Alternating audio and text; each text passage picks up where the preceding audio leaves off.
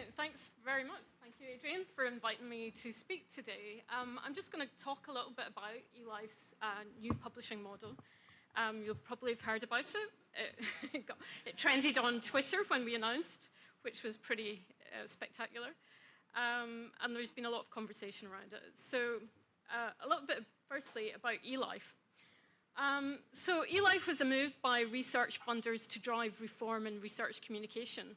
And it was established in 2012 with the launch of the eLife Journal. But eLife as an organization also invests in technology, in a lot of sort of community initiatives. So one of the things that we're trying to do is encourage community behavior in open science. So first, I thought I'd talk a little bit about the rise of preprints. Here you can see a graph. The red is bioRxiv, and the blue line is medRxiv. So you can see the rise of preprints in those particular subject areas. Obviously, the peak is COVID, and then after the peak, bioRxiv kind of maintained its level, but there's something a bit more interesting going on with the preprints in medRxiv. So we see the rise of preprints as really important to encouraging faster publishing of the scientific literature, because obviously publishing is slow, and preprints offer immediate access to that research. Publishing is very expensive. At the moment, preprints are free. Who knows how long that will last, but the deposit and access of them are free.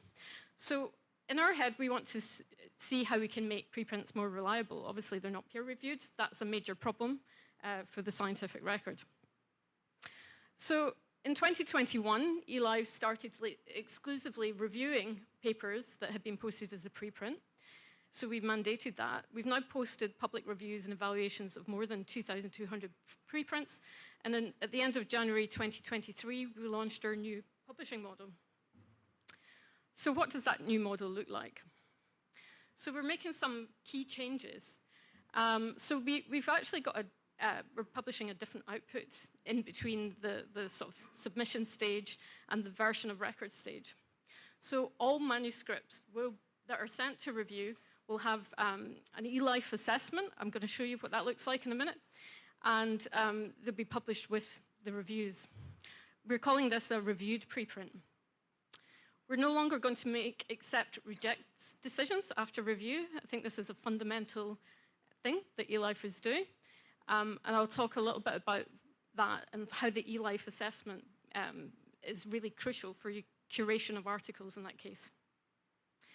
Authors as well are allowed to choose when to publish a version of record themselves.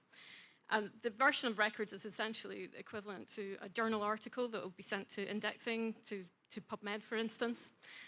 So I think there's a crucial sort of timeline between the preprint, a revised preprint, and then the version of record.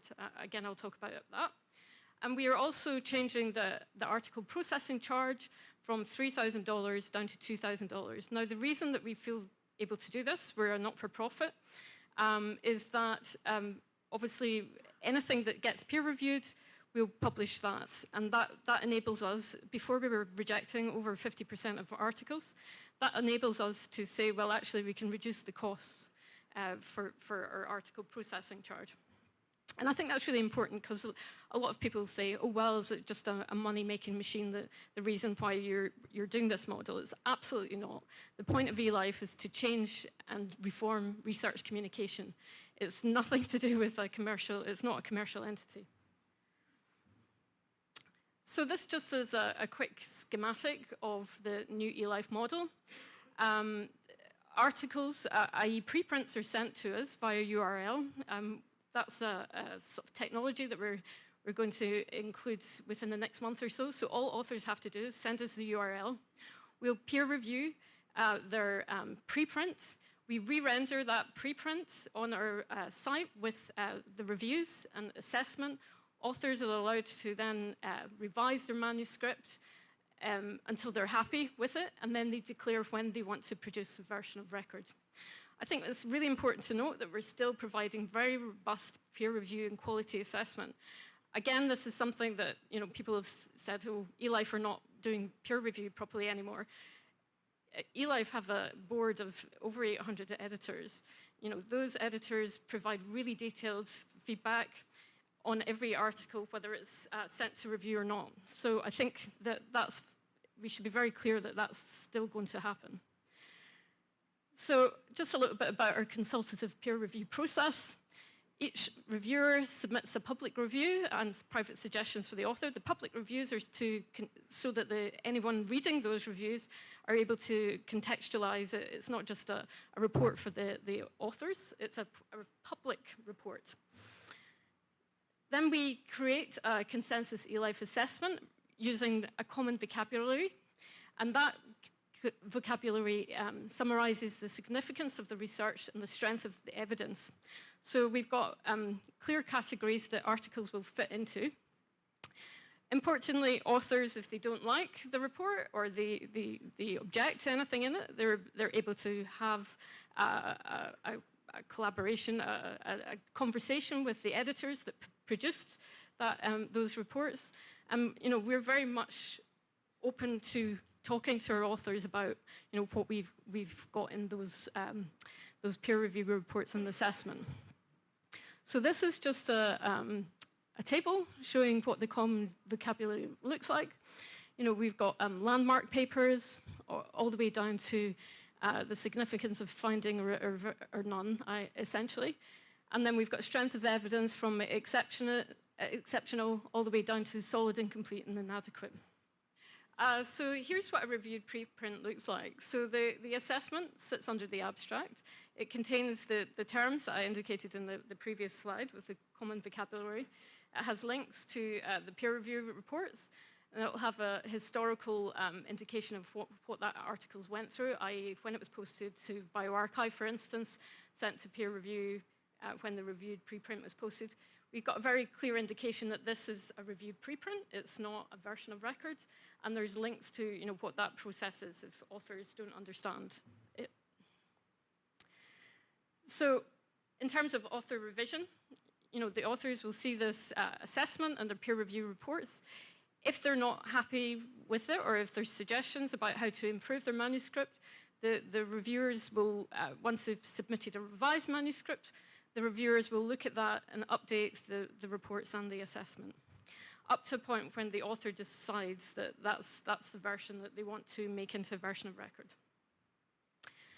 So a version of record, as I said, the authors themselves declare when they're happy when the process is complete. But at that point, the version of records has these terms. It will look very much like the reviewed preprint, but it's obviously a version of record, so there's some distinctions within it. But importantly, the articles are no longer accepted or rejected. And the VOR terminates that update process. And it goes through a number of different typesetting versions, etc., that are then sent on for indexing. So there's a lot of different editorial models out there at the moment. What's unique about what eLife is doing? So as I said before, we've still got a very extensive board of scientists. It's not that something's peer reviewed and then it moves on to the next stage. This is all organized by a very invested group of scientists that organize the whole process. We have this citable output, which is the reviewed preprint. And importantly, that can be used in research assessment. A number of funders came out and supported the use of the reviewed preprint. They didn't need to wait. They said they don't need to wait for a version of record in terms of research assessment when an author is looking to do that.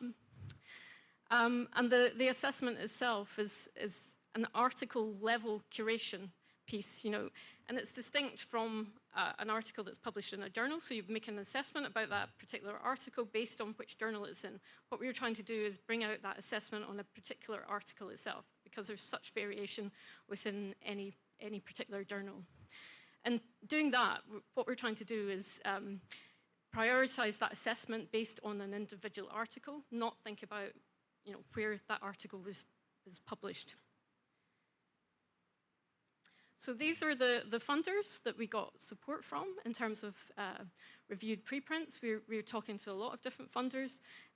Everyone we've spoken to really likes our model. We've had a lot of success in terms of our submissions over the last 3 months.